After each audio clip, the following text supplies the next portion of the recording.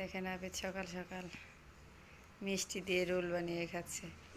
তো আসসালামু আলাইকুম, কেমন আছেন সবাই? আশা করি সবাই ভালো আছেন। তো আলহামদুলিল্লাহ আমরাও ভালো আছি। এই যে শুক্রবার, আজকে আবিদের বন্ধের দিন। ও আজকে দেরিতে উঠছে একটু, 8:30টার দিকে।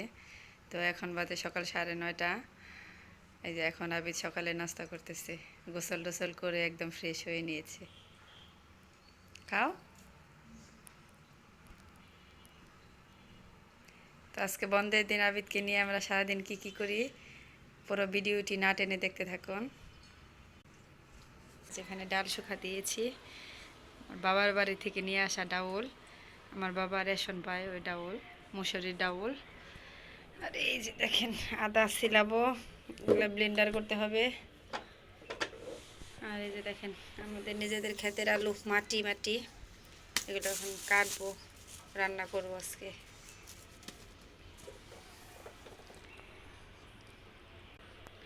দুপুরে রান্নার সময় হয়ে গেছে, এখন কাটাকাটি করে নেব। দেখেন আদা সব ধুয়ে কেটে ধোয়া হয়ে গেছে, এখন ব্লেন্ডার করব। আর যে প্রেশার কুকারে আলু সিদ্ধ বসিয়ে দিয়েছি। আমার ছেলে ব্লেন্ডার বের করতেছে, নিয়ে আসো। এই যে আদা রসুন ব্লেন্ড করতেছি, এটা রসুন আর এই যে আদা।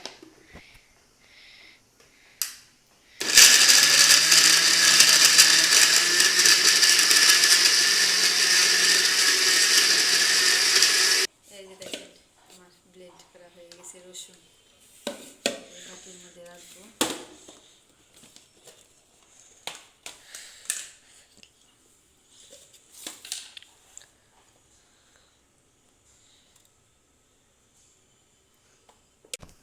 এই যে রসুন ব্লেন্ড করা হয়ে গেছে, এখন এই যে আদাগুলা ব্লেন্ড একবারে দিলে কি হবে, দুইবারই দিই দিয়ে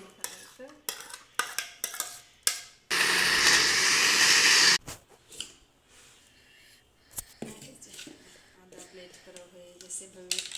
ভেবেছিলাম যে মনে হয় বেশি হয়ে গেল, একবারে দিয়ে দিয়েছিলাম।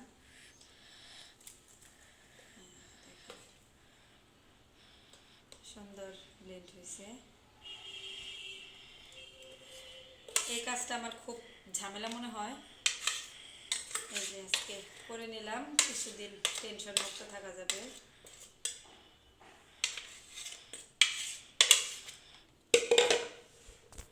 আমার আদা রসুন ব্লেন্ড করা হয়ে গেছে, এখন আমি ফ্রিজে রেখে দেবো,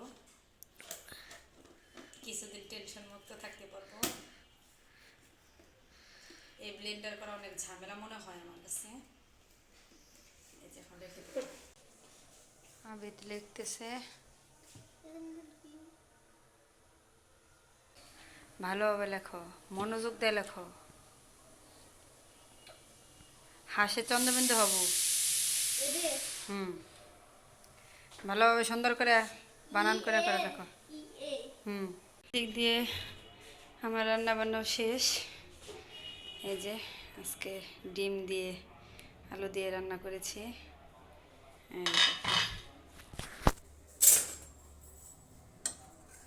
আলু ঘাটি,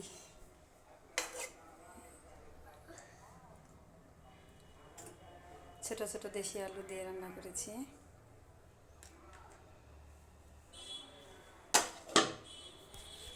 আর এই যে গরম গরম ভাত, আর এই যে শাক। এই আজকে দুপুরে রান্না বান্না। এই যে দেখেন আজকে, এই যে দেখেন দুধ জাল হচ্ছে, আর যে এই পাশে গুড় জাল দিয়ে নিয়েছি। আর এই যে দেখেন পোলার চাল, বাবা সর হাত দিয়ে না বাবা, পোলার চাল। তো আপনারা বলুন কী রান্না করব। যা আবিদ খেতে চেয়েছে গুড়ের পায়েস, অল্প করে গুড়ের পায়েস রান্না করতেছি। গ্যাস শেষ হয়ে গেল, কি অবস্থা, এখন কেমন হব? আমাদের রান্না করার সময় গ্যাস শেষ হয়ে গেল। এখন কিভাবে রান্না করব?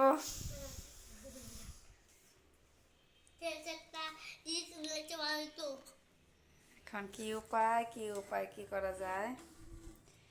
অর্ধেক রান্না হয়ে বসে আছি। এখন গ্যাস কে এনে দিবে? আবির, গ্যাসের যে অবস্থা, গ্যাসের যে দাম, আবির এখন তো আমাদের না খেয়ে থাকতে হবে। হ্যাঁ, যমুনা গ্যাস তো এখানে পাওয়াই যাইতেছে না সিন্ডিকেটের জন্য। এখন এখন তো না খেয়ে থাকতে হবে আমাদের। না খেয়ে থাকতে হবে না, তোমার মামা আমাদের গ্যাস এনে দেবে। ছেলের জন্য রান্না করার সময় গ্যাস শেষ হয়ে গিয়েছে, তখন গ্যাস আনতে পারি নাই। যমুনা গ্যাসের সংকট প্রচুর, বাংলাদেশে গ্যাস নিয়ে সিন্ডিকেট চলতেছে। তো আর কি করার, এই যে এখন সন্ধ্যার সময় গ্যাস নিয়ে আসছে, লোক দিয়ে দোকানদার পাঠিয়ে দিয়েছে। তো আমি গ্যাস সিলিন্ডার বেসিংয়ের নিচেই রাখি জায়গা সংকটের কারণে। এই যে দেখেন সেই অসমাপ্ত পায়েস এখন রান্না করতেছি, গুড়ের পায়েস। আমার ছেলে খেতে চেয়েছে মুখ ফুটে, তো কি আর করার, গ্যাসের জন্য বিকালে কোনো নাস্তাও করে দিতে পারি নাই। এই যে বাড়ি থেকে পিঠা নিয়ে আসছিলাম, ওগুলো এখন গরম করে দিচ্ছি, খাবে। আর এই যে দুধ একটু চাল দিয়ে হালকা শুকিয়ে নিয়েছি, যখন চাল ধুয়ে রেখেছি এগুলো দিয়ে দিব। আর এই যে গুড় তো আগেই জাল দিয়ে রেখেছি।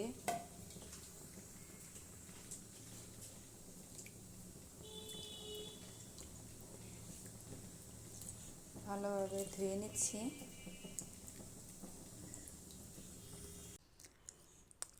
এই যে দেখেন রান্নাঘর থেকে জালে নিয়ে আসছে,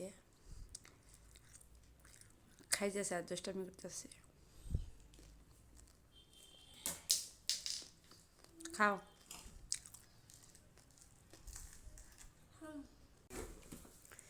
আবিদও খাচ্ছে, আমিও খাচ্ছি।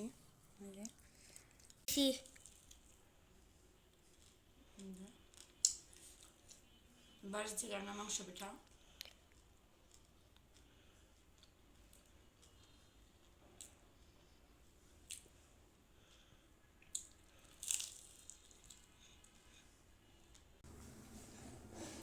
এই যে আমাদের পায়েস রান্না প্রায় শেষ, কেবল গুড় দিয়ে দিলাম। এই যে সম্পূর্ণ গুড়ি দিয়ে হয়ে গেছে।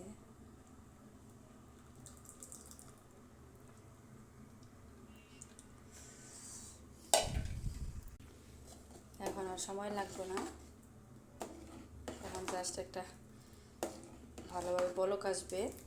এতক্ষণে যে অল্প আঁচে রান্না করলাম, এখন একটু আঁচ বাড়িয়ে দিব।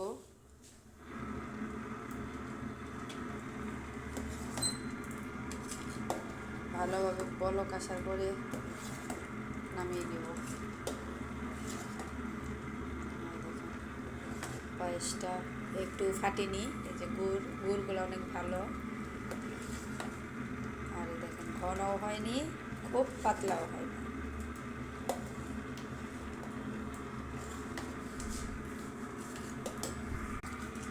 এই যে দেখেন বলক উঠে গেছে সুন্দর, এখন চুলা অফ করে দিব।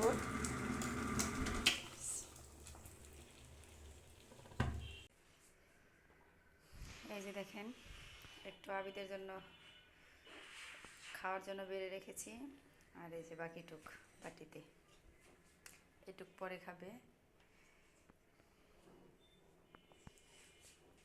এখানে রেখে দেব। আর এই যে আবিদের দেখেন এখনো পিঠা খাওয়া শেষ হয়নি, ওটা রেখে দেবো, ওটা লাগবে না, এখন চালিতে ডাকি।